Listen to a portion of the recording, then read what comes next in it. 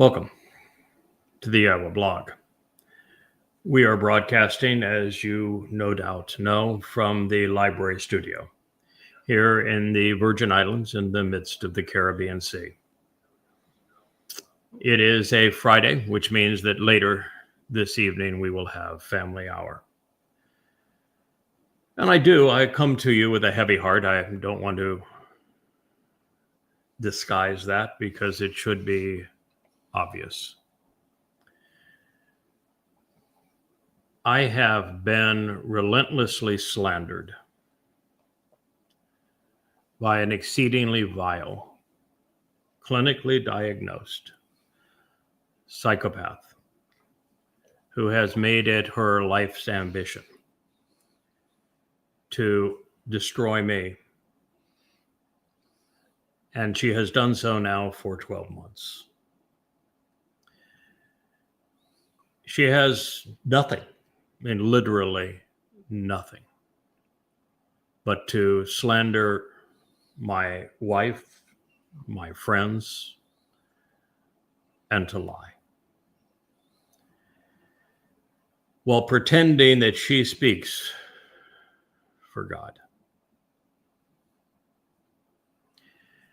It is so indicative of everything that is wrong today. And it's not that one person can be this vile. And this is a person that I was more supportive of than anyone in her life, by her own admission in tears to me, when she acknowledged that no one had ever stood up for her before, and that I did so consistently and routinely, trying to help her, support her, teach her, supported her to the tune of $20,000, which she essentially stole under false pretenses.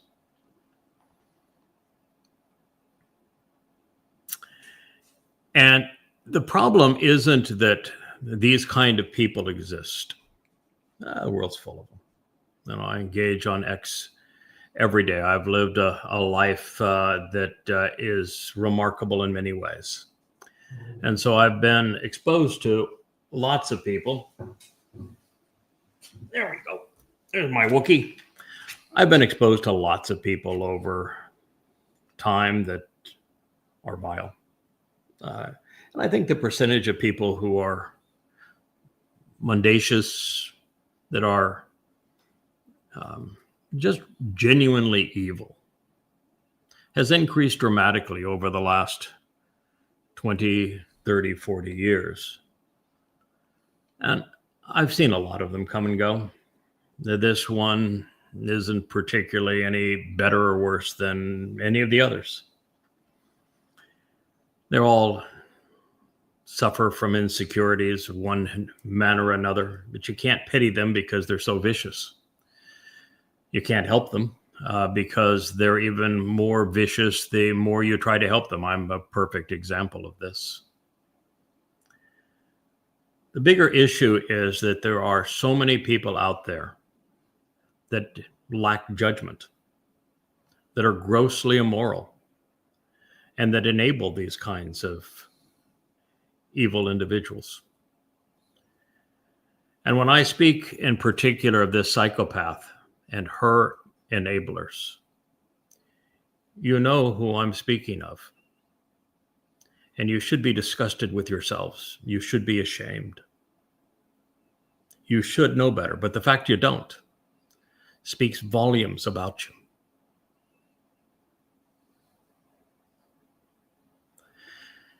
And so my biggest disappointment isn't that the attack continue, that they have now Facebook pages devoted to undermining that which they once supported. It isn't that they've got nothing and all they do is regurgitate absurd, delusional lies, which was the case here, and I will address them later at my convenience. But that there are people who should know better, who enabled her. Shame on you. That's all I've got to say is shame on you. I'm going to return now in our Antichrist series because as we were studying the prophetic book, he's not necessarily a prophet, the author isn't, but it's a prophetic book of Daniel. And considering the prophecies that were provided by Gabriel, who is Dod, Michael, who is Yada, and the unnamed but obvious Elia, it was clear that the discussion was about the arrival of the corporeal existence of Hasatan, that Hasatan would be peaking, that he was going to have this grand crescendo, very much like he writes in the book of Ezekiel, when he's going to attempt to rule Israel and to galvanize 10 leaders around him to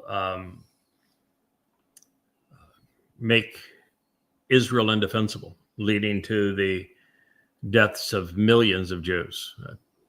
Book of Ezekiel's feature is 25 ways to kill a Jew. And then to change Yahweh's instructions regarding the annual meeting time, so every one of the festival feasts is altered. And then to pronounce that he is God. And so having read through this and been able for the first time to delineate the exact days these things will transpire and identify the nature of this Torahless one, the great betrayer, the corporeal manifestation of Satan, the man who is demon possessed, as an international political leader involved in the betrayal of Israel with a cadre of 10 other heads of state. The answer was obvious. It's Donald Trump.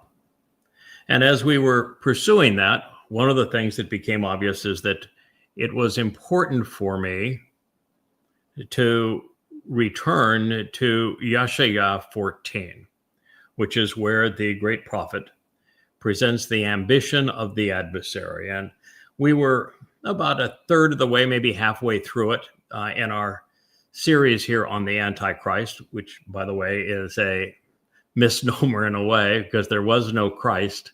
But since the whole notion of a Christ is in opposition to the actual Messiah, who is Dod David, the title still fits. The one who is in opposition to the Messiah, who is Dod David, the king of Israel.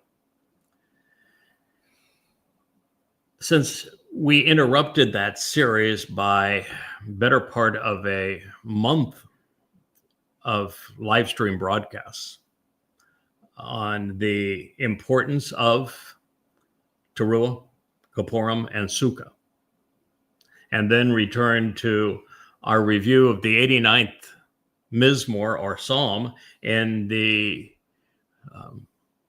Rainbow Studio as part of the Twistianity series, and then went back outside to the Ocean Studio to return to the songs and the insights we can glean from our Messiah, Dod.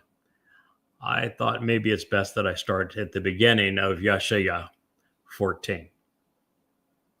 So here we go.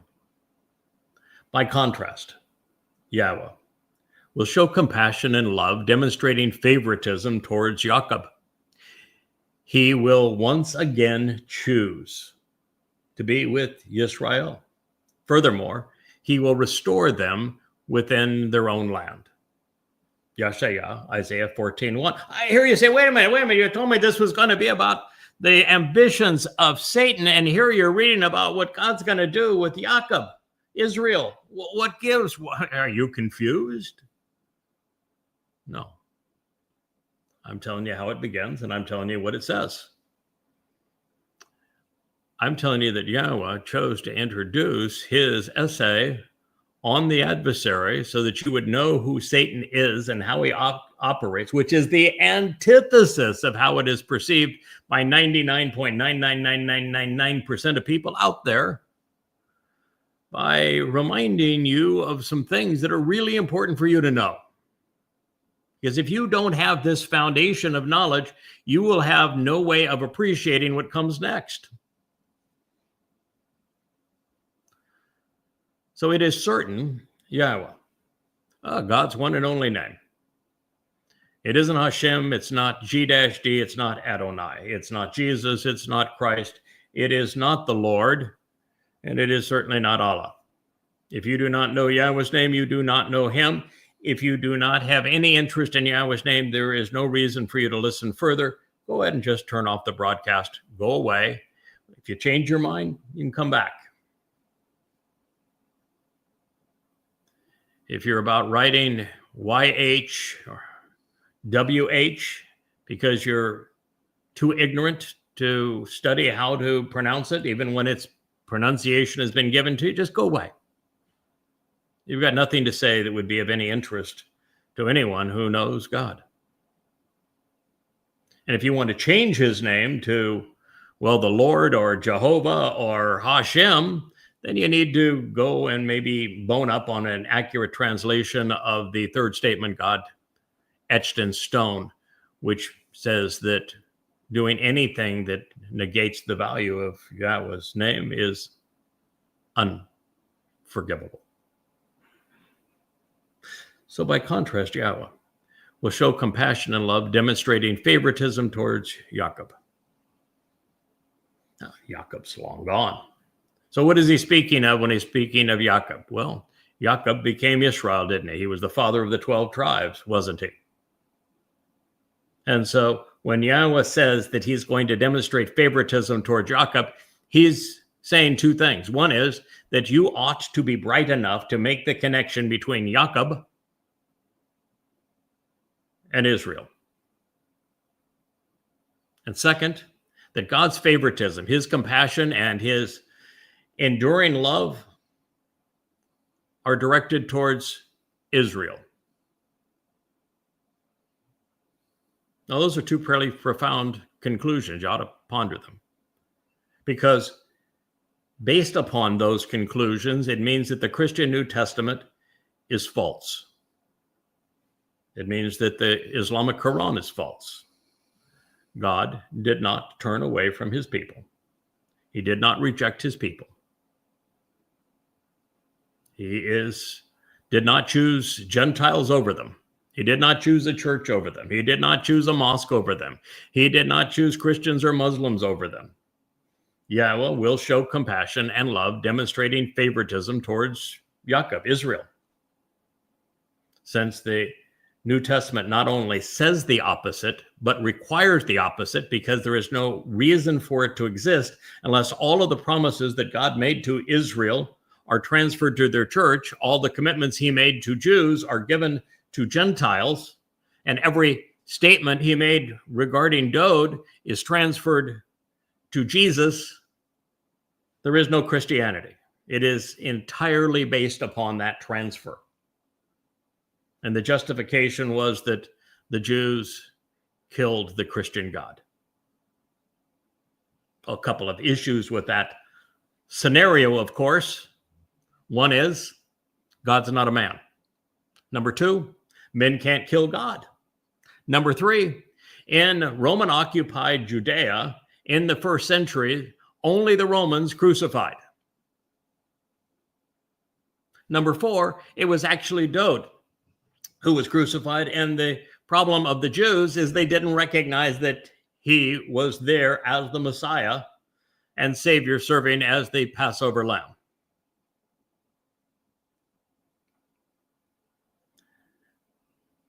And fifth, God never, ever says anything about changing his allegiance from Israel to anyone else. So God, in the introduction of the 14th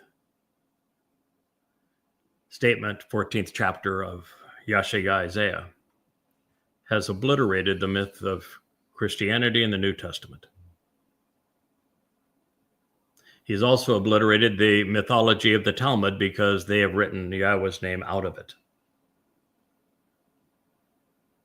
And of course, he's obliterated the credibility of the Quran, which is really nothing more than regurgitated Talmud stories anyway. There is a lot of rhetoric now. The most shrill vitriol comes from a man who has admitted to being demon possessed, a man who has received untold money from Muslims, who is promoting his Christianity among MAGA, who says that Jews cannot be the chosen people. Well, God not only said they were, but he is reaffirming it here in Yeshaya in the 14th chapter. It says he will once again choose. Bakar means to choose to be with Yisrael. And Od means yet again. So God's saying, I not only chose once, I'm going to choose them again. Now, if you're a Jew, you better be a little bit careful here, which means that he did choose you, but you didn't choose him. You didn't reciprocate. So for the only way this relationship's going to work again is that you need to change so that God can choose you again, which he will, because you will.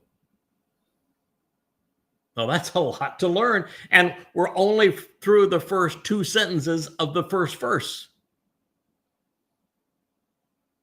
Furthermore, he will restore them within their own land. Here, this was written 700 and probably 25-ish BCE. At the time, Israel would be removed from their land by the Assyrians within a matter of a couple of decades. So this is before they were removed. The Yehudim, the Jews, wouldn't be removed from their land until another 125 years or so by the Babylonians. And then both would be, if you will, removed, particularly Judea, would be removed from their land by the Romans in 133 when trying to deal with the uprising of Rabbi Akiba's false messiah, Bar Kokhba. The Jews became slaves throughout Europe. Of course, they were also enslaved. But a remnant was left under the siege of Vespasian and Titus. And Jews were mostly slaves in Europe and later treated with dhimmi status in the lands plagued by Islam until 1948, when Jews were able to return to their land. Quite a prophecy, isn't it? I don't think there's any other people in history that have a history that goes back 3,000 years. And if you take it all the way back to Abraham and Sarah, Yishak and Jacob, then it goes back 4,000 years, that have been booted out of their land so many times only to return. It's quite a prophecy. But the fact that it's about their return, it means that what follows was written for the last days. The fact that God says, I'm going to choose them again, tells us it's about the last days, because that hasn't even happened yet. And oh, by the way, Jews have not been restored within their own land yet. There's huge swaths of their land that they are not in control of. God was quite clear when he set the boundaries of what would be Israel, and they do not occupy the boundaries. So we're still looking at a future fulfillment. Foreigners from different cultural and ethnic groups will accompany them, and they will be chosen by and appointed to the house of Jacob. And the greatest of the people and many among the family who will select and receive them. I think I missed a verb in there. So it's, you're trying to read the bold print, but let me go back from the beginning. Foreigners from different cultural and ethnic groups will accompany them because they will be chosen by and appointed to the house of Jacob. And this includes the greatest of the people and many others among the family who will select and receive them. Yeah, that's a little better. Okay, so what we know is that there will be a ger among the Israelites when they have their land restored to them, and who is part of this process of God re-choosing Israel. And there's not only going to be a foreigner who is associating with Israel in this way, but there will be those who are Goyim who will be associated with this individual. So there's a man whom God has selected, and those who accompany him and support this endeavor are going to be among those who encourage Yehudim and Israelites to return to Yahweh so that he can choose them all over again, and so that he can restore them to the totality of their land. That's an interesting insight too, isn't it? So God is saying that he's going to accomplish this great transformation from Jews being harassed by the world at a point in time where there is going to be foreigners, Goyim, that are going to play a major role in supporting them. The very people, the ethnicities that have persecuted them, there's going to be some individuals among those ethnicities who are going to come to their rescue. Profound. And they're going to accompany them. They will join them. They will focus on them because they will be chosen by and appointed to the house of Jacob. So God has chosen some ger, some foreigners associating with Jews, to accompany God's people such that they restore their relationship with Yahweh, and so that Yahweh can choose them all over again and restore them to the land.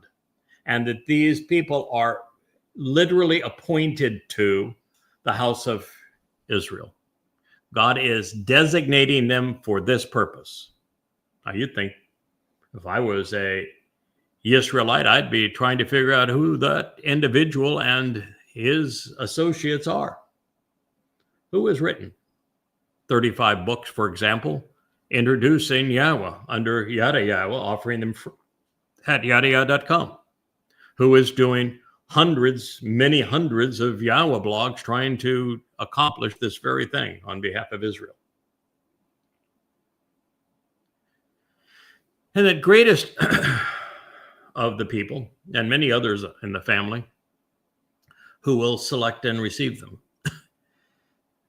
So God is saying the best and the brightest of Israel are going to receive them, and or that the foreigners who are facilitating this by God's appointment on behalf of Israel are the best and the brightest of that different ethnicity, an ethnicity different than Israel, which would be speaking of the Nakar and Nakri, this observant foreigner, and the covenant family.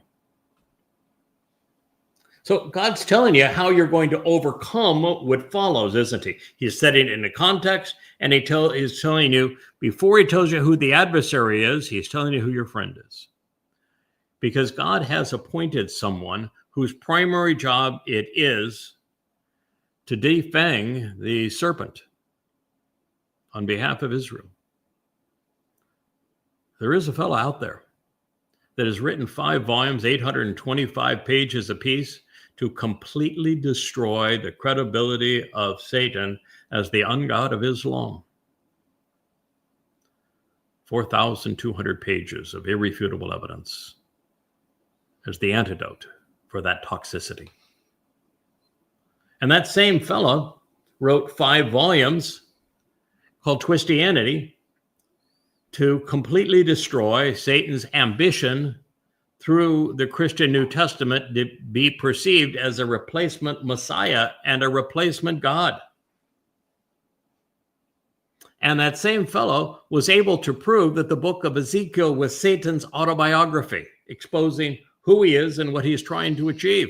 He is the antidote for these things. And at the same time, he wrote another 25 books focused on translating the oldest manuscripts found in the Dead Sea Scrolls to what Yahweh actually said so that you could come to know him.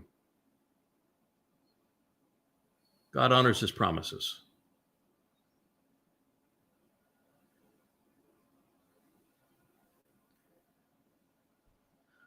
He goes on to say, I will arrive, or excuse me, not I will arrive, they will arrive, bringing them to their region and to their dwelling places. They will arrive. Now, the last individuals that Yahweh talked about were this foreigner, this Gur, who is going to be leading a group of individuals that are ethnically different than Israel, and how they've been appointed to the house of Israel, and that they are unique and among the best and the brightest. And so when he says they will arrive, he's speaking of them.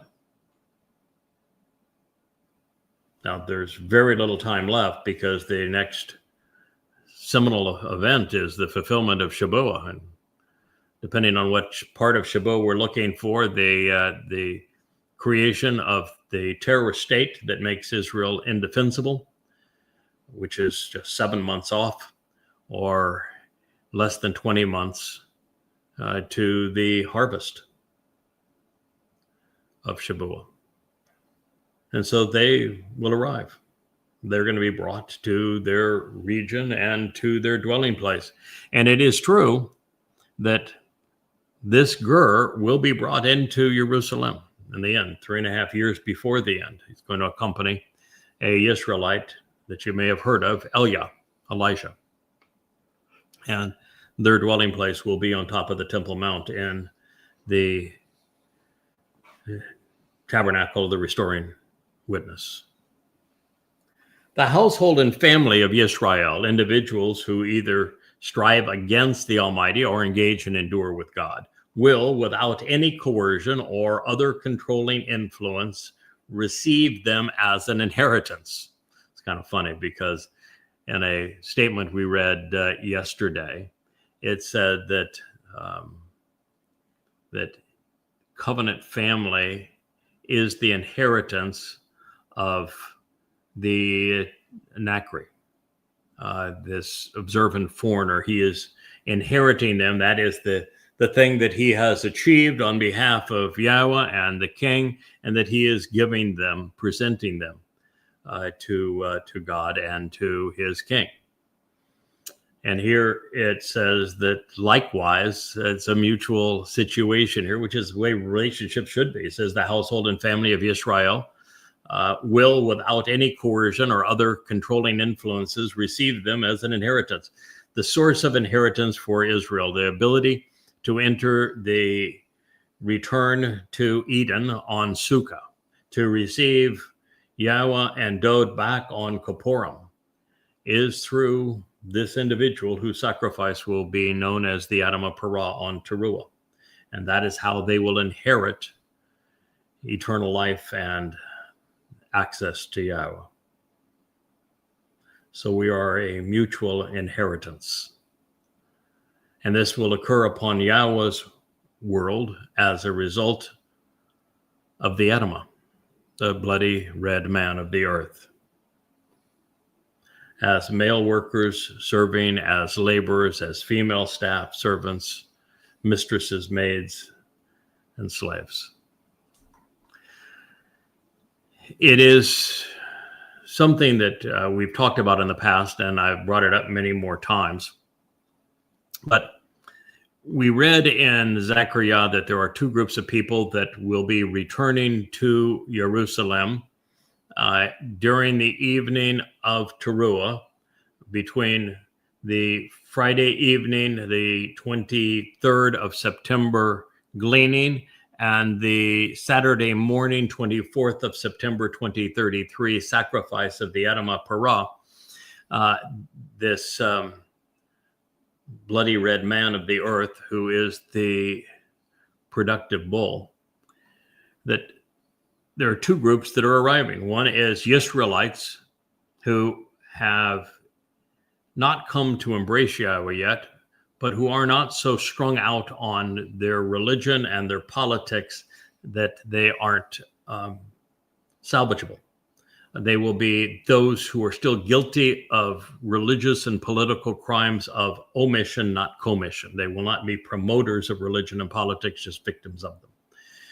And at the same time, there is another chariot, the dappled one, that is going to pick up the Goyim, whose attitude and aptitude are appropriate for them to be the workers, male and female, throughout the millennial celebration of Sukkah.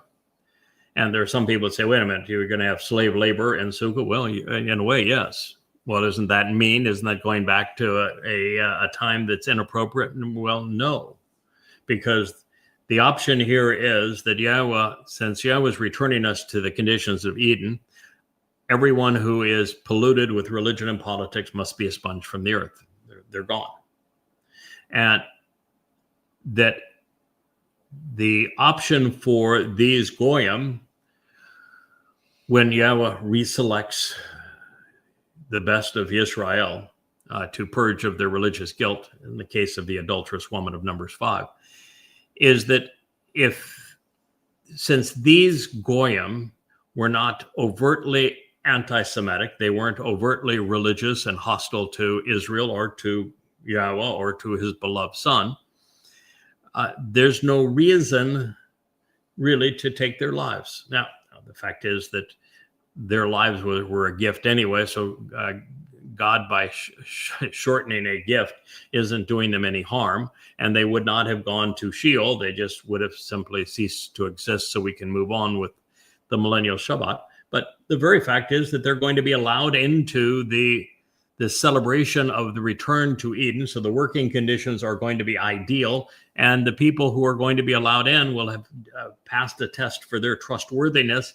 So they're going to be the best employers in the history of the world.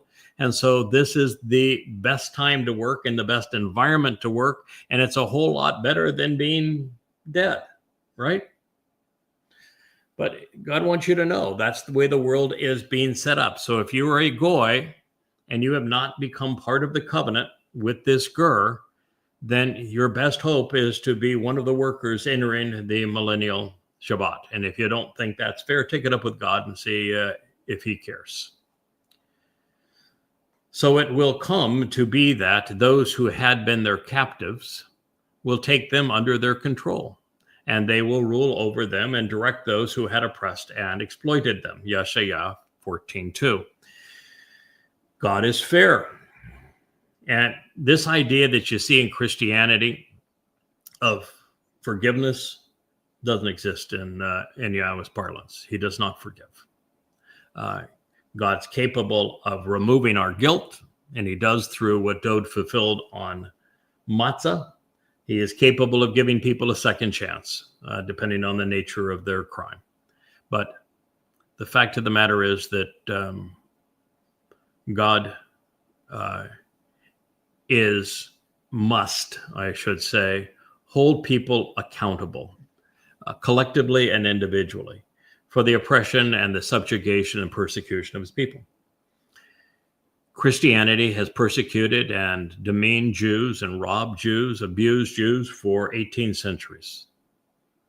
There are 2.5 billion Christians. They cannot simply be overlooked. Something has to give. There has to be recompense for that. I don't think any Muslims will be included in this. I think that Allah is so demented, the Quran is so perverse that there will be none. But should I be wrong, then it will be the worst possible Muslims that would be availed this opportunity. And when you consider what Islam has done to Jews over the last 1,400 years, if they have the absolute most disgusting jobs, and it is in fact that they're at the lowest end of this scale, and that they are serving Jews because of the way that they have abused them over the years, then, well, that would be fair. And I've got no issue with that. So long as I never have to look at them or talk to them, I see that as fair. Marxists, of course, have become a prime enemy of Jewish people, and so I don't have a problem with them being used, because they are claiming death to Jews and the eradication of the state of Israel. I think it's only fair. God is fair. Now, the very fact that this comes as a 1, 2, 3, God's restoring Israel. He's choosing Israel again. He is giving them their land back, all of it, and that he's accomplishing this through a goy and a ger, which is a goy, in conjunction with some really remarkable people. And that leads to the administration of these workers that are going to come into the millennial Shabbat. There is very likely a connection between these things, a correlation between them, so that the ger and those associated with him are going to have a significant say over who is allowed into these positions and how they are used and treated. God works through people, and it seems as if he has set up this ger in that role. I don't need to know that until God says, yep, you read that correctly. And if I read that incorrectly, then God's going to say, you read that incorrectly. This is what I really meant. And we'll have a different plan. But it's pretty straightforward the way I'm reading it. It will come to pass in that day, Yahweh will restore you, speaking to Israel, and promote a favorable, restful, and spiritual alliance from your religious suffering and agony, and from the ordeal of worshiping, from this political turmoil, terrorizing anxiety, and raucous trouble you're experiencing, as well as from the harsh forced labor and cruel slavery in which they had you serve. All right. Progressing right down the list. So the ger is responsible for a number of things, and ultimately it's going to result in that day that Yahweh, who works through people, is going to restore Israel to a favorable state. And to restore Israel to a favorable state, which means that this remnant of Israel is going to be allowed back into the garden. For that to occur, the following things have to be eliminated. Religious suffering. All religion gone. The ordeal and agony associated with worshiping. Religious burdens, which is probably the most burdensome religion ever, is Judaism. And the worst religion ever in terms of its ordeals associated with worship would be Islam. And so they will all be eliminated. Judaism, Christianity, Islam. But also from political turmoil, terrorizing anxiety and raucous trouble that you're experiencing. And so Jews are experiencing turmoil really in three places. And all three of those have to be eliminated. The government right now and the government over the next 8 years in Israel has to go. The government of the United States, which is the house of the great betrayer of Israel, Donald Trump, who is the corporeal manifestation of Satan, that has to go, has to be destroyed, has to be eliminated. That's where 40% of the Jewish population lives, 45% in Israel. The remaining 15% are mostly in Europe, which has become Marxist and highly anti-Semitic, particularly with the influx of Muslims, which the United States caused, by the way. That will also be eliminated. So no religion, no politics. The economic systems of apartheid and of the caste system that permeated the world will be a non-starter. Jews were brought into Europe as forced laborers. They were slaves. And because of Christianity and the Roman Catholic Church, they never had any rights in Europe. And with anti-Semitism and its rise, those rights became fewer and fewer, and to the point they didn't have the right to live.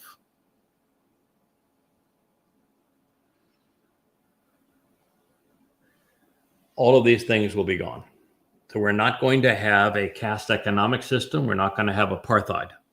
We're not going to have any politics. We're not going to have any religion for those who re-enter Gan Eden, which means Satan's pretty much out of an occupation.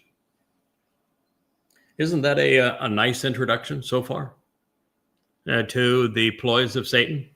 Then it says, in that day, you should lift up this particular mashal, this comparative word picture and proverb, which illustrates an ethical point to provide guidance and to build character while equipping you to exercise good judgment regarding authority figures, political leaders, and governments. Mashal. Which mashal? This mashal. Wait, so the mashals are the proverbs. Those are the things that are attributed to Solomon that Dode wrote the vast majority of. This is not a proverb. This is found in Isaiah. So what's the proverb? A mashal is a word picture. It is something that a wordsmith can create. Obviously, I was the greatest wordsmith in universal history. Dode was par excellence. Oh, what a lyricist.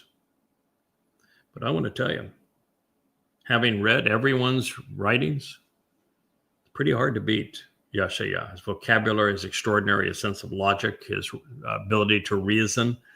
One of the things that you find with a really effective wordsmith is that they can combine very short, to-the-point sentences with extremely long sentences that are very complex, that all lead to a point and make the proper connection between things, using the right word for each idea being conveyed. And in this regard, Yeshaya has no rival.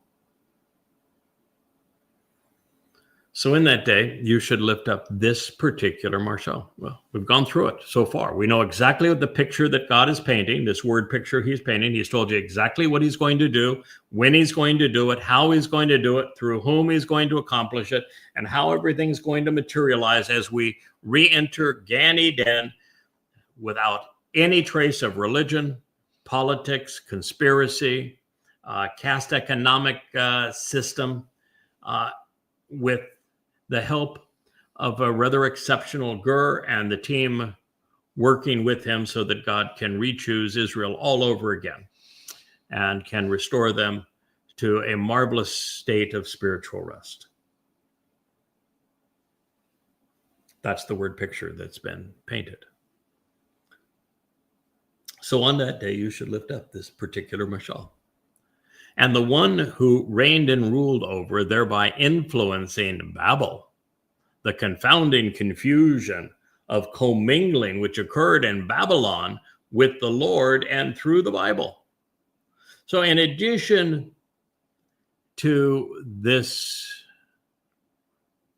introduction, you should know now that where this is all leading, because it is all against Allah and in opposition to the one who has reigned and ruled over the earth, the one influencing through Babel, the Bible, Babel with the Lord,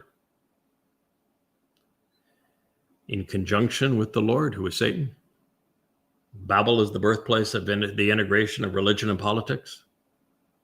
It's the wellspring from which Christianity emerged. It's the place where the Babylonian Talmud was written. It's the place where the Quran was pieced together initially. Babel. Babel is Satan's stock in trade, because there really is no way to effectively mislead a large group of people through religion or politics if everything you say is untrue or completely original.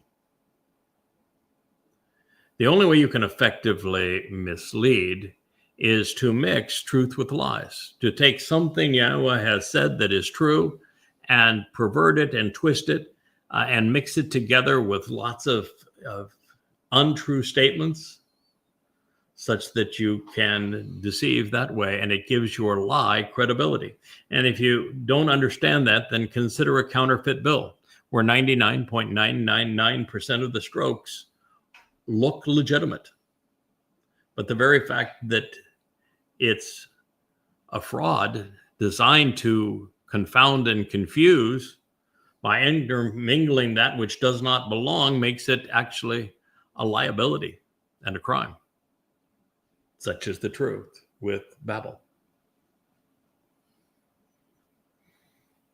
And you may ask, how is it in the midst of these extraordinary circumstances that the oppressor promoting this onslaught of persecution through the systematic, boisterous promotion of mistaken beliefs will subside and cease so as to observe the Shabbat? Wow. Again, God's just laying it all out there for us. All right. So we have the gird that precedes this corporeal manifestation of the man from Babel, the great babbler. Boy, who's the, Babel means to confound. And the primary thing that Trump suffers from is called confabulation. It means that in his mind and in his words, he has intermixed truth and lies such that there is very little correlation between what he says and reality, and that the only thing that makes any of the lies seem credible is this occasional intermixing of things which are true. Trump is a confabulator. And this individual will be Babel, intermixing truth and lies. That's why I'm just so astonished that with the prophets having told us precisely when and who would betray them, the United States, Donald Trump at this very moment, and how he would betray them, that the Jews celebrated Trump as if he is the second coming of Cyrus. It shows it shows complete lack of judgment, like they have no functioning conscience in Israel. And they did a deal with the devil to trade 20 tormented lives for 2,000 murderous Muslims who will kill far, far more than were freed. It was a deal with the devil.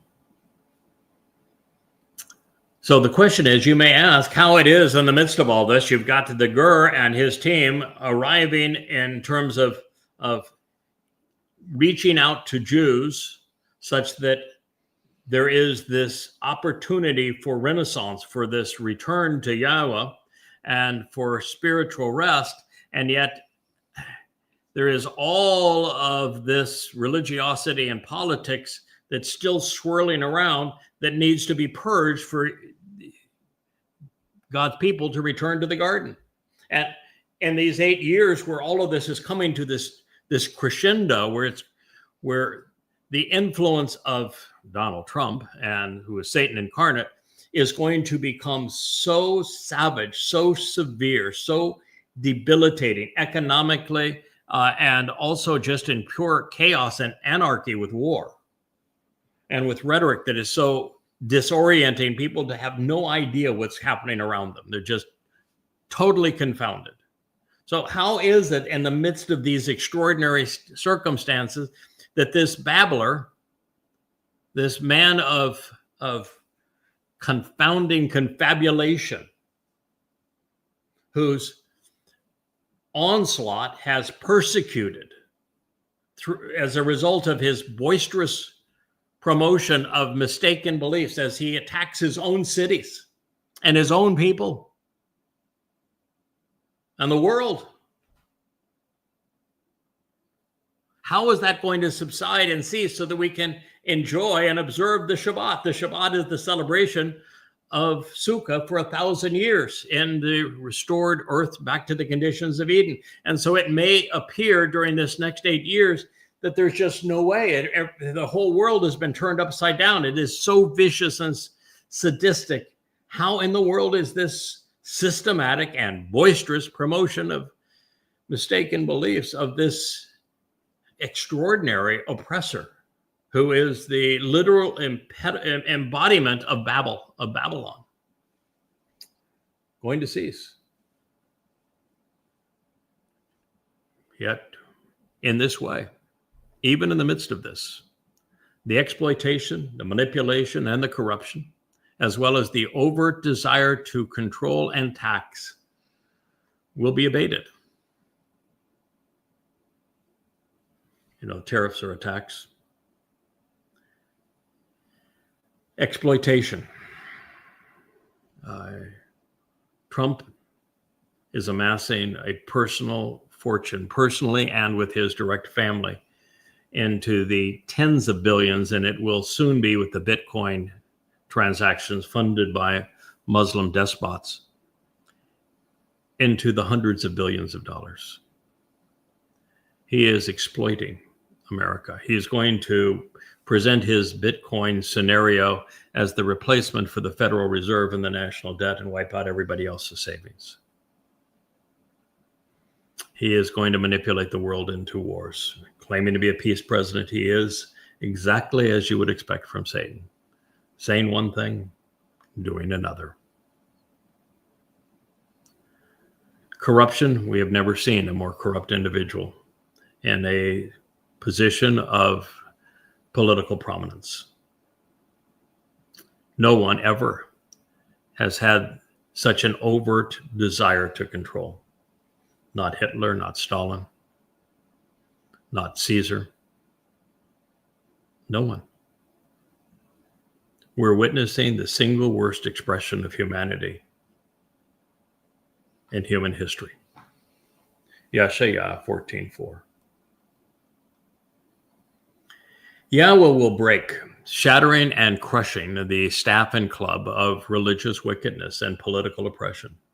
These proverbial quotes and edicts used by rulers to control people and nations. Yeshaya 14:5, who struck and beat, afflicting and killing people, arrogantly and insolently enraged and furious, without reason or cause, with ongoing and unceasing slaughtering blows, vicious attacks, and devastating plagues. Yahweh's going to bring it to an end. And why is he going to bring it to an end? Why is he going to crush the rebellion? Why is he going to do this? Because the staff and the club of religious wickedness and political oppression have used all manner of citations and quotes and edicts to rule over and control people and nations. Why God doesn't like religion and politics, because they are control mechanisms. They have struck and beat, they have afflicted and killed God's people, his family, for a very long time, and it's never been worse than it is right now. And if you wanted to find the embodiment of egomaniacal, of arrogant, of insolent, of a man who is enraged and furious without reason, then all you would have to do is look at the Copper Con. Donald Dumpster. There has never been in all of human history a man as arrogant, as insolent, as enraged or furious as Donald Trump, and all without reason or cause. And yet his blows and attacks and plagues are so common that nobody even knows how to respond to him, because the insanity of today is overshadowed by greater insanity tomorrow, which becomes even greater instability the following day. It's the rule of utter chaos. God's trying to tell you, as clearly as words allow, what you should be expecting, no matter if you are a Israelite or a Gentile anywhere in this world, as to who is destroying it and how it's going to happen and how to identify that person if you want to be among that remnant who is able to enter the Shabbat of Sukkah, which begins on October 7th, 2033, year 6000 Yah. As Gentiles, Trump, America, Europe, they sought to subdue and control, ruling over and governing by imposing their authority and trampling down free will to dominate nations. There has never been as vicious attack on free will in America or in Europe as what we're witnessing today. Free will is so untidy in the hands of tyrants, grievously and systematically depriving people of their rights while persecuting them without relief or restraint. In America, ICE and the deployment of U.S. troops is worse than the Gestapo, worse than the brown shirts. They weren't that vicious. This is actually worse. Without relief, without restraint. These are words that you would have had a very difficult time understanding prior to 6 months ago. And now we're living in the midst of them. That's the nature of prophecy. It's one of the reasons why I always said, I want you to stop writing and re-editing and correcting your books and moving to this next stage where you turn on the camera and the lights and speak directly to my people, because you can read the translations that you have written and convey their meaning in a timely fashion, connecting the dots to provide understanding at an ever accelerating rate. That was Scream was Asher. Nothing happened to Asher except Asher is occasionally a biter, and she bites her nails. Our beloved Asher has this OCD thing about biting her nails, and she'll pull until she hurts herself. That's why on occasion you'll see me in a program trying to get her to stop. She's doing it less and less, but occasionally this is what happens. And so we do our best to try to distract her and protect her in that way. We continue to read Yashaya 14:7. The entire earth will be a home at rest spiritually, at peace and reconciled, restored and liberated, bursting forth in song, shouting for joy. So God wants you to know that there is an end to the heartache, an end to the deprivation of rights, to death, to great chaos. That yes, the next 8 years are going to be beyond anything you could possibly imagine in terms of anarchy and destruction and death, deceit, confabulation, lies, egomaniacal, narcissists, and psychopaths. But it will come to an end.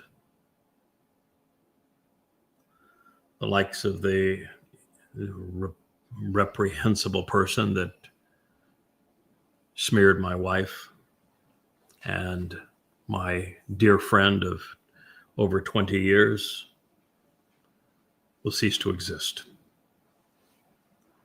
The Trumps will be gone. His cabinet will be gone. The MAGAs will be gone. The Christians will be gone. The Muslims will be gone. The Marxists will be gone. There will be those that arrive in Jerusalem, and they will benefit from the sacrifice of the Adam of Paran. They will be purged of their guilt, and the millennial Shabbat will begin. And the reason that God says that the earth will be restored, liberated, and bursting forth in song, shouting for joy, is the greatest lyricist, songwriter, and singer in human history is returning.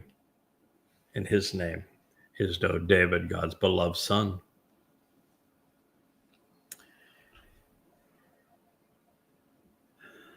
Quite an introduction. I mean, it takes your breath away as to how all of this was made available to us. And it really isn't until it was upon us that we can understand it. But really, it wouldn't have done anybody else any good, I guess, up to the point of if you understood this long ago, you would know that Satan's ambition is not to be worshipped as Satan, as the adversary. He doesn't want to be known as Satan. He wants to destroy the satanic title of the adversary. He wants to be seen as God.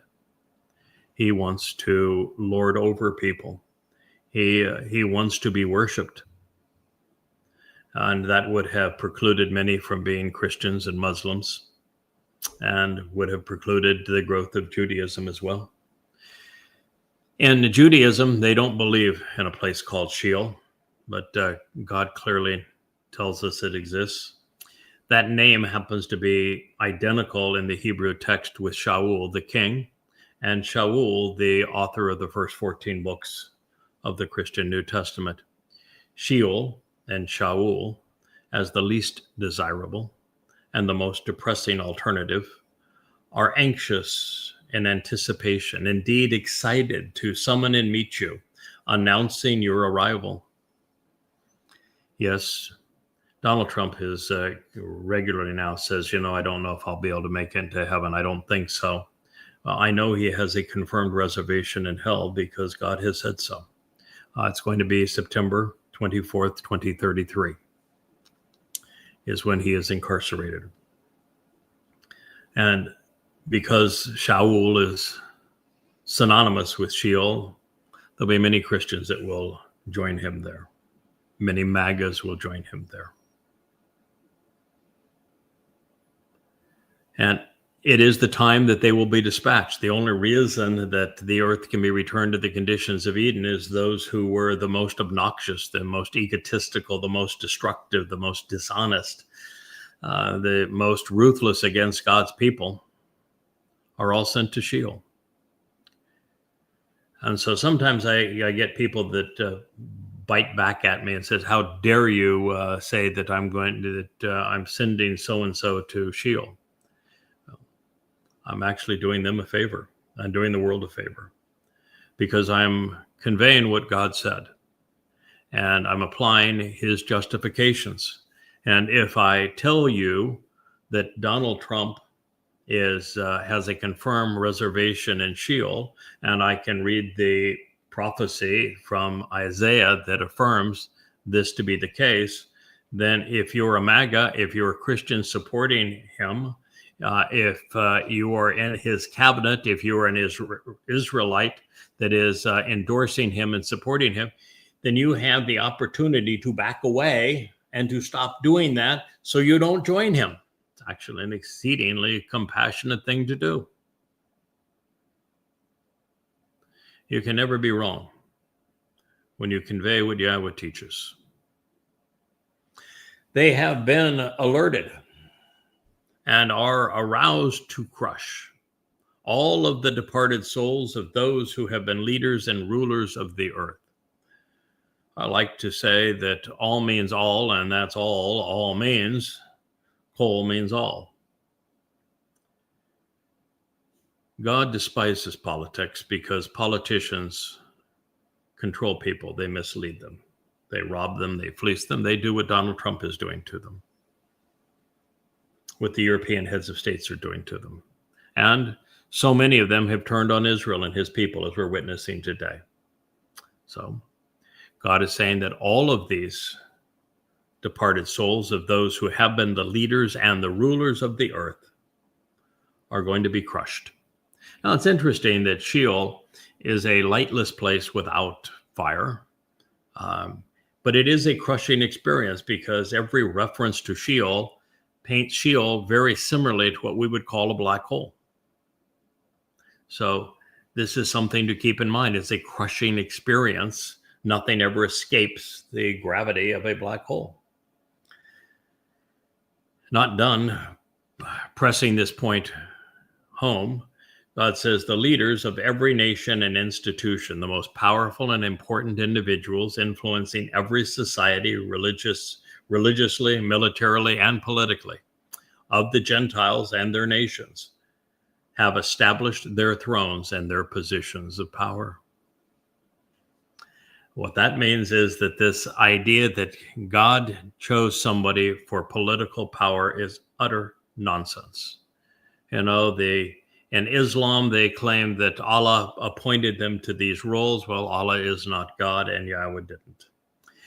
Throughout Europe and really through Asia as well, when leaders ruled, they claimed they were gods, and they claimed that they were appointed by gods.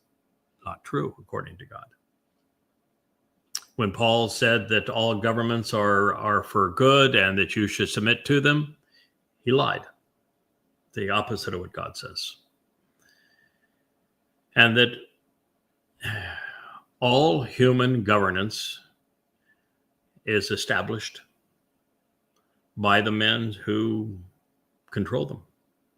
This notion of MAGAs, that mythical incident where Trump was allegedly shot, but you don't see any nick to his ears. They posed him for a photo op, moving the photographers into position.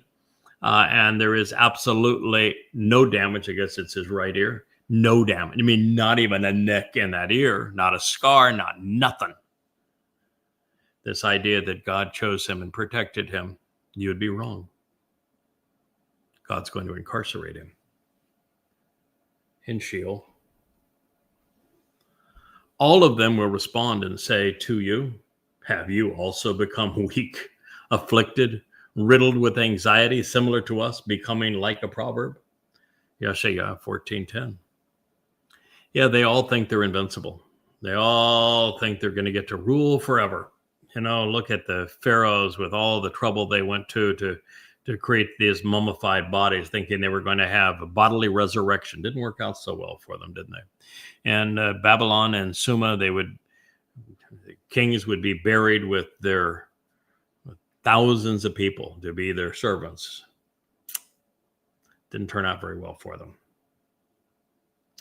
And so what's going to happen is they're all going to end up in the place of questioning, Sheol, which means to question, and they're going to question one another, riddled with anxiety, and said, how did all of this happen? Boy, we were the most powerful people in the history of the earth, and now here we are in hell. Didn't work out the way we thought it was going to happen. Your arrogance, your unwarranted status and desire to rise above others, your lack of morality, your propensity to blow smoke and agitating self-glorification have brought you down to Sheol. Donald Trump.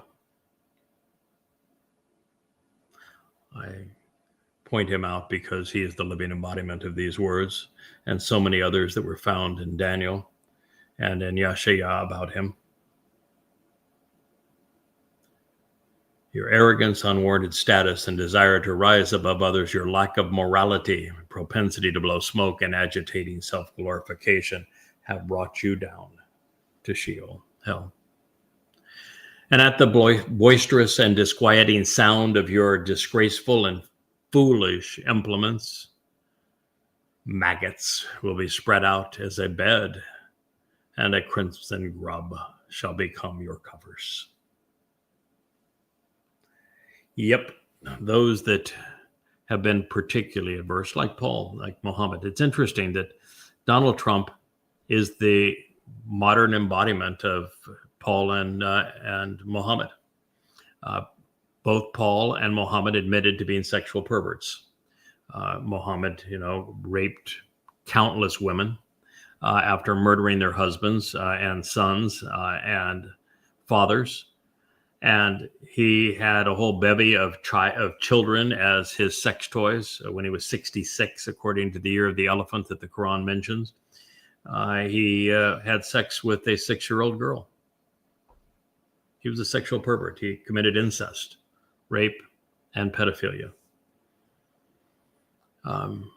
Paul says that he was such a sexual pervert that he didn't really have a full grasp on the scope of his sexual perversity until such time as he became an expert in the Torah, and the Torah was what revealed to him that, yes, indeed, you are a sexual pervert. And you have to be involved in really bad, nasty stuff to be a sexual pervert, according to the Quran, because promiscuity doesn't cut it. God has nothing to say about that. You have to be involved in rape, incest, pedophilia, or bestiality. There's your Paul, by his own admission. Now, both of those men admitted they were demon-possessed. Paul at the last chapter of the second book to the Corinthians, and Muhammad both after his first experience with Allah and the end of his life. Both admitted they were demon-possessed. The Torah and prophets say that Donald Trump is demon-possessed. And we now know that Donald Trump had sex with children and that he has been accused by many women and actually convicted now of rape. They're all the same. They were extraordinarily egotistical beyond belief. They were all liars. They were all murderers. They were all money grubbers. Same. Satan has a type. Donald Trump is Satan's type, as was Paul, as was Muhammad. Adolf Hitler, same thing. Oh, how you have fallen and been cast down from the spiritual realm. Hillel ben Shakar, flashy, shining, and boastful spawn of the eastern dawn. Halal means to radiate light. It's from the verb halal. It's interesting that in Islam, that is the word for good. And of course, it is Satan's name. Shakar means of the rising sun. Sun rises in the east. Babylon is in the east from Jerusalem. Flashy, shiny, boastful. Speaking of the eastern dawn.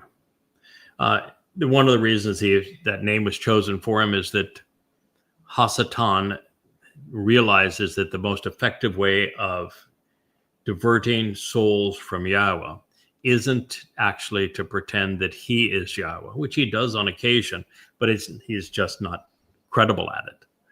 But he can pretend that he is Dod, the Messiah, and the Son of God, because when he does that, he takes away salvation, because salvation is only achievable through Dod, because Dod fulfilled Pesach, Matzah, and Bikurim.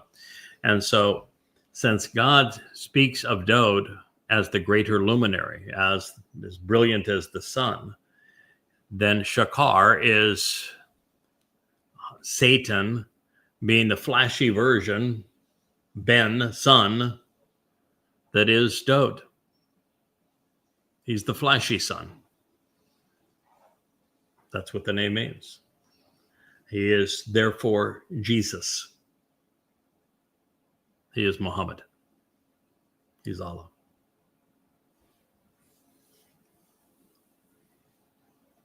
That's a little frightening, isn't it?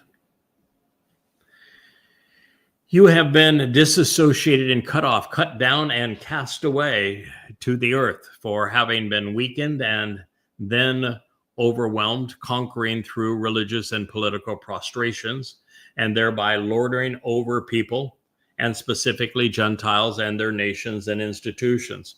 There was something I didn't mention in that previous statement that I should briefly draw your attention to, is that not only is Hasatan going to work through people who are boisterous, who are exceedingly arrogant and sexually perverted, totally dishonest.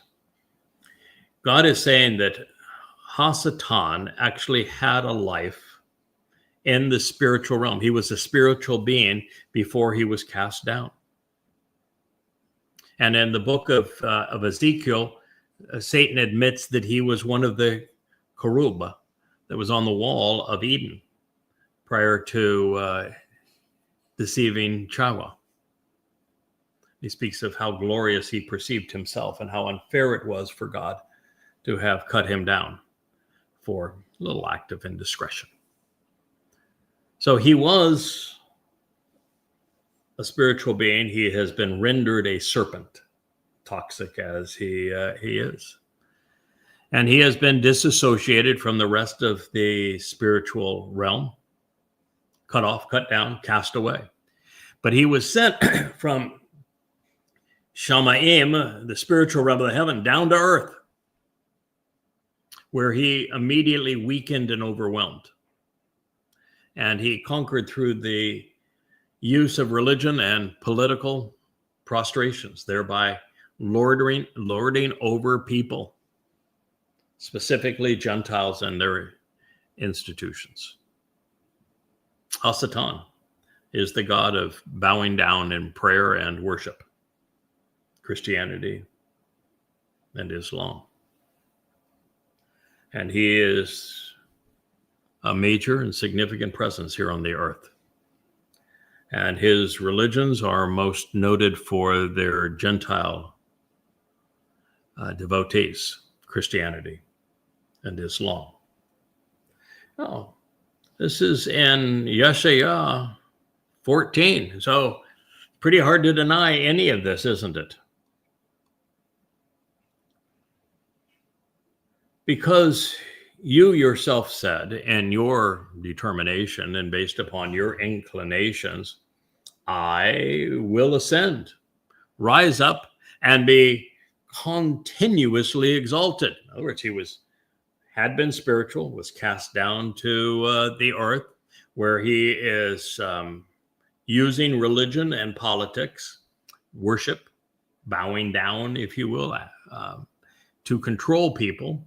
And he's doing this because he has decided that he wants to ascend. He wants to rise up. He doesn't want to be Satan, the adversary. He wants to rise up. He wants to be exalted. He wants to ascend back into the spiritual realm of the heaven and to be perceived as a god or goddess, if you're into the mother goddess cult, over and above the stars, the most luminous and brightest places and the best and the brightest of God.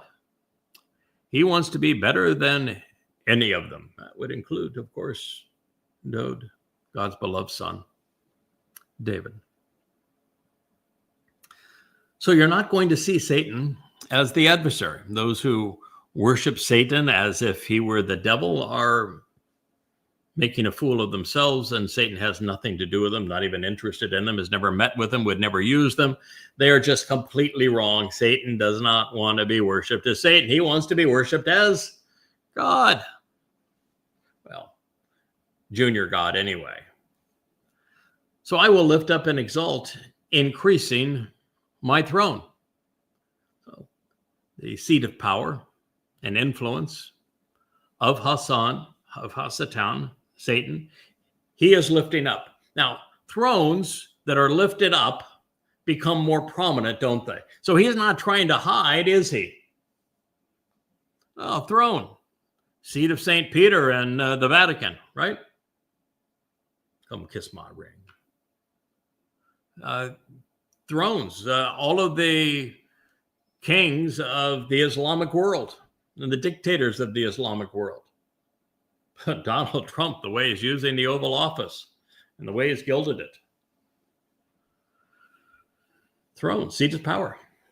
He is presenting himself in the most powerful of all positions to be seen, to control, not to lurk in the darkness.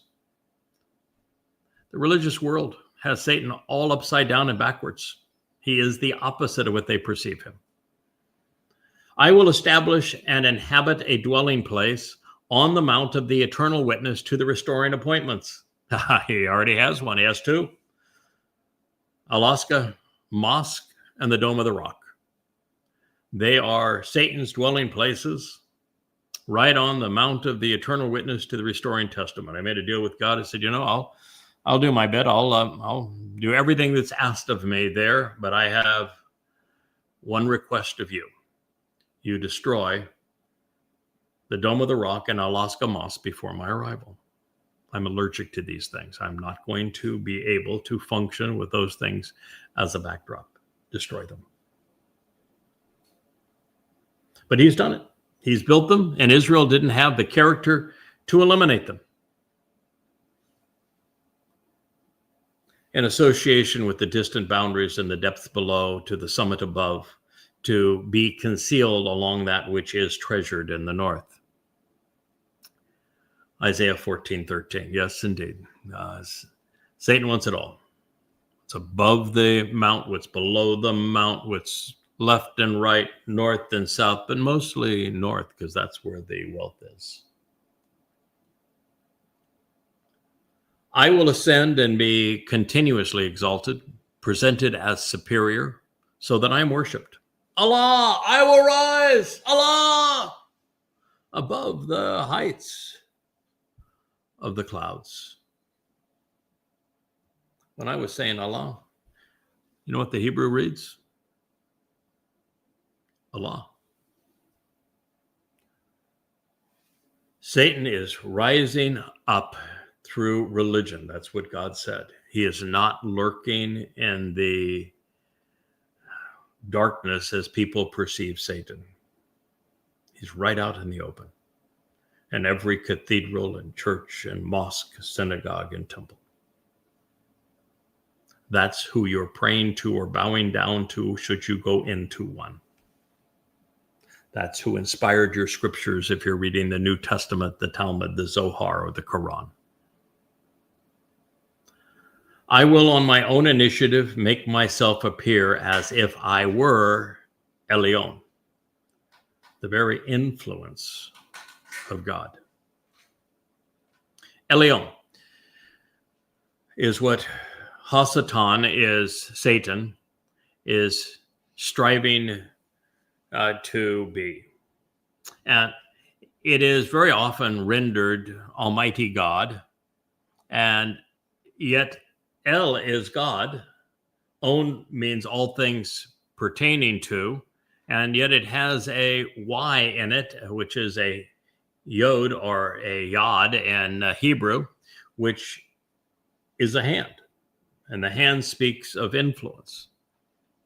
For example, when Yahweh returns with Dod, Yahweh said that Dod, his beloved son, our king, will be Elyon, the very influence of God Almighty. He didn't say he is going to be El. The man is not going to become God. He is going to be Elyon, which is the influence of God, the very hand of God. And since Yahweh ascribes Elyon to Dod, guess what Satan wants to be? He wants to be perceived as the Son of God, as the Messiah, as the former and returning King, as the Savior. Well, is there a religion that presents someone as a counterfeit of all of these things? Yes, there is. Christianity. Christianity is Satan's magnus opus, his greatest achievement. But it was also Islam, where there's a false Messiah, and there, of course, is a false Messiah in Judaism with Bar Kokhba, who, by the way, is son of a star. Keeping all of this in context, that's 14:4. Surely, to Sheol, to hell, you are being forced down to the remote depths of the prison. Isaiah 14:15. The one who sought to rise above all will be taken down to the lowest possible place, just as the religious leaders, the popes, the imams, the priests, all of those who tormented people. Think of all of those civilizations throughout time that perpetrated child and human sacrifice for the purpose of terrorizing people into submission. All of them who lorded over the people, and all of these tremendous despots, as Donald Trump is becoming the worst of them, all through time. God is saying not only will Hasatan be sent down into Sheol, into the depths of this prison, but so will they. Not some of them, all of them. Those who look at you will stare in your direction, trying to understand how this individual caused the earth to tremble, astonished, agitated, and angry by invoking fear within empires and governments. 14:16. He is not going to look so majestic outside of his cathedrals and temples and shrines, is he? Allahu Akbar, not going to be so Akbar at this time.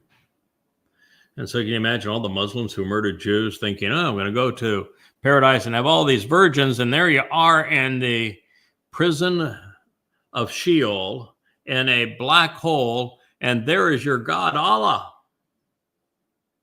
Boy, that's going to be astonishing, isn't it? And for all of those popes, all of the priests, all of the rabbis who promoted false gods to be there and say, wow. So, boy, did we ever get it wrong. You're a nothing. You're a nobody. Mommy God will be there. Pardon? Mommy God will be there. Oh, there. Yeah, Mommy God.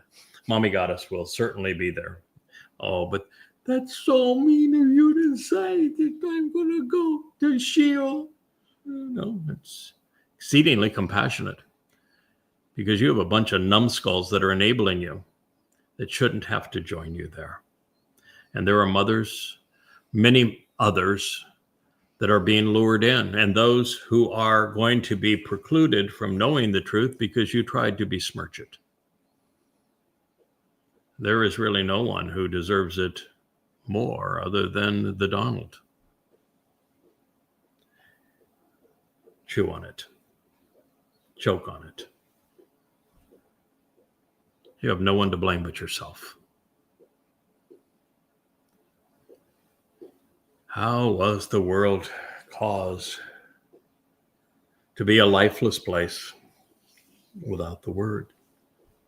It's so obvious that they didn't see it.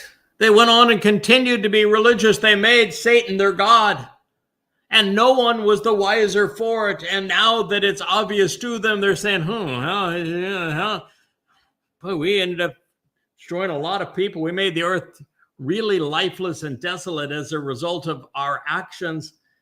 Oh, God. Do we have a mulligan, maybe a redo? Can we reboot? Just like a video game, you can start over again? No, I'm sorry, it's over. You got one shot at it.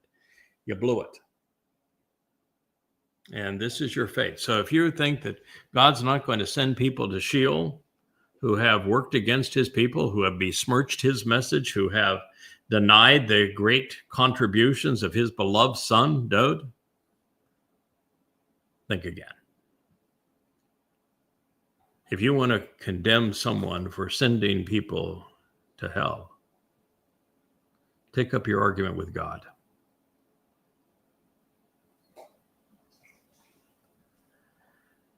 He says the cities will be left in ruin.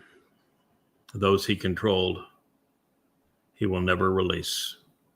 They will never go home.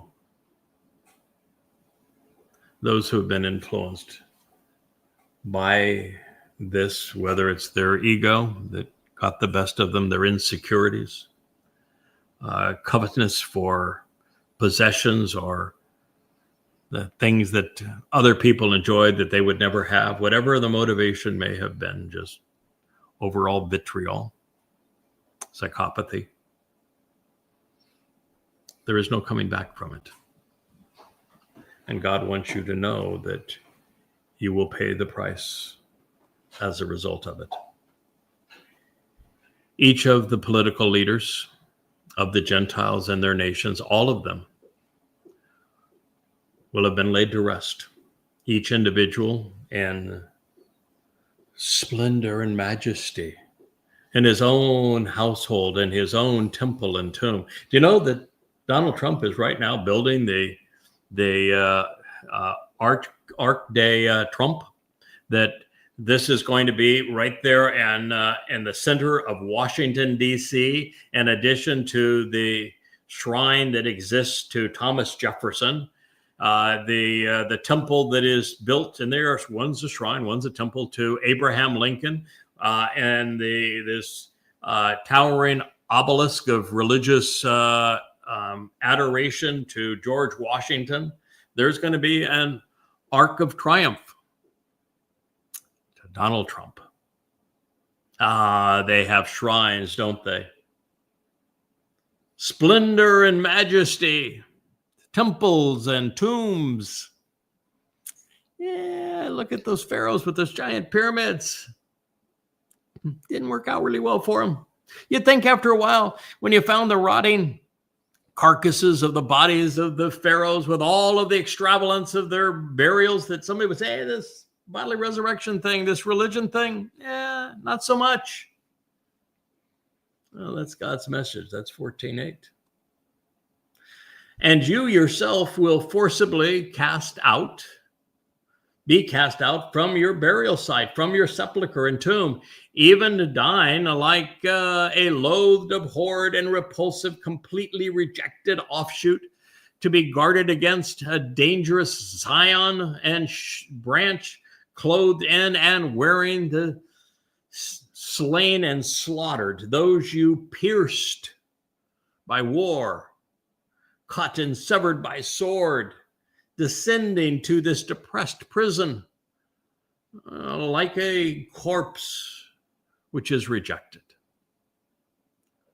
Yes, what God is telling you here, you may want to pay attention to, is that it doesn't matter how pretty and how bold or how powerful or how large and opulent the tomb,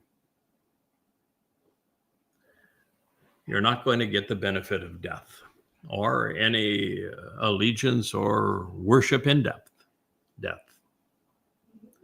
You see, all of those leaders throughout history, all of those religious and political leaders in history, including the worst of them today, Donald Trump and his cadre of clowns and his MAGA supporters, the Christians that rally around him, enable him to do these horrible things, are all going to be forcibly cast out of their burial sites. Their sepulchers are going to spew them out in death, loathed and abhorred, repulsive, completely rejected even by death. Imagine being rejected by death. Yes, they're nothing but dangerous scions and netzers, tertiary shoots, sticks, twigs, clothed in and wearing the very slain and slaughtered. They're going to be covered in the blood of their victims, pierced by war, ravaged by sword, all descending into this prison. the corpses and carcasses of all who are rejected in this way. Again, you don't think that's appropriate for God to have recompense, to hold them accountable?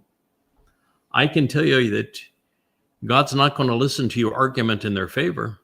And if you try to make an argument in their favor, you'll likely join them. So my advice to you would be to cease trying to protect them, cease complaining about God sending them here, and do something with your life that has some value, like walking away from religion and politics and then coming to know Yahweh. That's a lot to ask. Maybe that's too much of an ask. You will not be like them in burial, because you have corrupted and destroyed your land. Your compatriots and followers you have intentionally slaughtered and viciously slain. The offspring of evil will never be invited nor called out. They will remain unwelcome for all time, for eternity. There's no coming back from this. You rebel against Yahweh. You rebel against his chosen implements. It's over. There is no second chance for that. There is no do-over for that. And you can't complain that, well, it's meaner for somebody to say they're going to hell. Take it up with God. I trust him. He's doing the right thing. I understand why he's doing it. There is no other moral or rational choice, and God's going to be consistent. He's going to be rational. He's going to be moral. He's going to stand up for his people, which means holding those who abuse them accountable. And so death will not be the end of life. Such is the review of Yeshaya 14. When we begin our family hour this evening, we will commence with our review of Daniel 9, where so many powerful prophetic statements are presented. This will be the continuation of that Antichrist series, but it is a powerful study. And the proper positioning and the timing, even the explanation of who does what, when, and where to whom, that you'll read anywhere among the Torah and prophets. It will be a riveting beginning to this continuation of our series on the Antichrist. I hope you join us this evening. Thank you for listening. I'm your host, Craig Wynn.